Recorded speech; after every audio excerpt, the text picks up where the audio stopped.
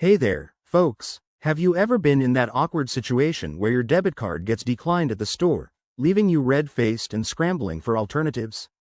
You're not alone. It's a common issue, but the good news is, it's often fixable with a few simple steps. In this video, we'll walk through how to troubleshoot and resolve a declined debit card in 2025, so you can get back to your day without the hassle. First things first, let's understand why this happens. Common reasons include insufficient funds, an expired card, security holds from your bank, or even a simple technical glitch. Starting with the basics, Step 1. Check your account balance. Log into your banking app or website right away to see if you have enough money in your account. If you're short on funds, transfer some from savings or add money quickly. Next, double-check your card details. Is your card expired? Debit cards typically expire after a few years, so look for the date on the front and request a replacement if needed.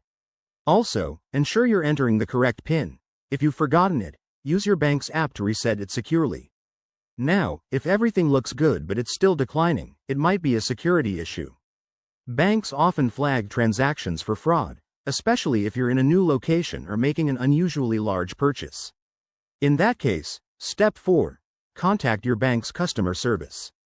Most banks have 24/7 support now, so call the number on the back of your card and explain the situation.